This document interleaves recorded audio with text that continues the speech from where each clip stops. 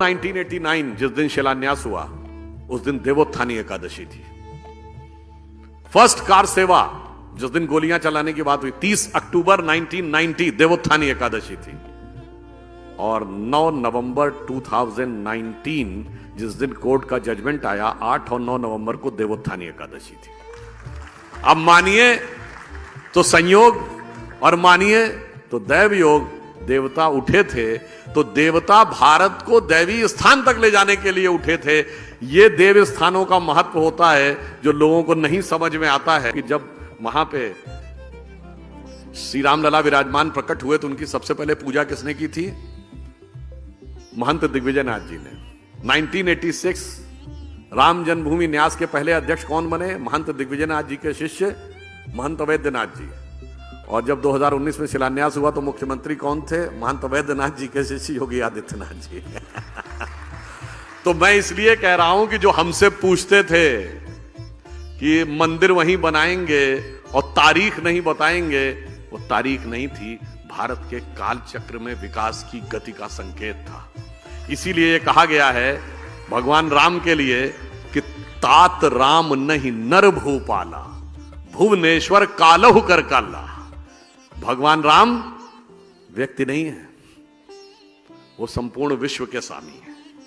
इसलिए उनका मंदिर कोई इमारत नहीं थी और मंदिर की तारीख कोई डेट नहीं थी, वो भारत के एलिवेशन का था। और ये भी संयोग देखिए, वो तब मंदिर बनने जा रहा है अगले साल। कब बनने जा रहा है? जब हम 5th लार्जेस्ट इकोनॉमी हो गए। और 5th लार्जेस्ट इकोनॉमी किसको हटा के हुए? ब्रिटेन को हटा के, जिसने हम पे हुकूमत की। आप काल चक्र की गति देखिए ना। और मजे की बात यह कि हिस्ट्री में जो बताया जाता है कि हमको अंग्रेजों ने यह कहा कि हिंदुस्तानियों पे इसलिए राज करना जरूरी कि इन्हें राज करना नहीं आता है। आज उनके यहां इतनी उठापटक हुई सरकार में कि एक इंडियन उनको बता रहा है कि राज कैसे किया जाता है। और अब हम कह दूं, जब राम मंदिर का शिलान्यास हुआ तो आप में से शायद बहुतों को ध्यान हो कि पहली ईंट किससे रखवाई गई थी? कामेश्वर चौपाल, बिहार के एक जिन जातियों को तथाकथित निम्न जाति कहा जाता है, हम तो किसी को निम्न नहीं मानते, उनसे रखवाया गया था। और किस बात का? मंदिर निर्माण के लिए जो शास्त्रीय विधान है, वो जो शास्त्र है उसे समरांगण सूत्रधार कहते हैं। और समरांगण सूत्रधार के अनुसार शिलान्यास में 4 वो रखी जाती हैं ईंटें, जिन्हें कहते हैं नंदा, भद्रा, जया, पूर्णा। और उससे साथ हमने पहली 5वीं ईंट पहली रखवाई थी। किससे?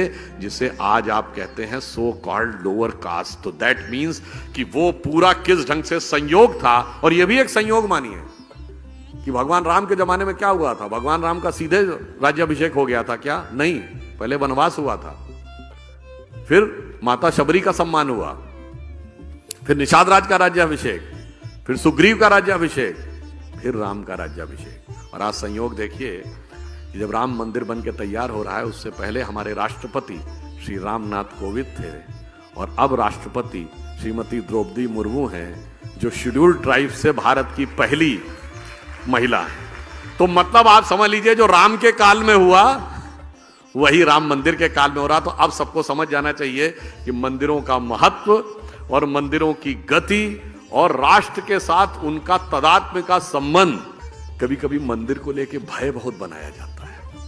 जब राम मंदिर बन रहा था तो लोगों ने कहा अगर राम मंदिर जिस दिन बनने लगेगा उस दिन मिडिल ईस्ट के देश पेट्रोल देना बंद कर देंगे। आज राम मंदिर भी बन रहा है और अबू धाबी में भी मंदिर बन रहा है।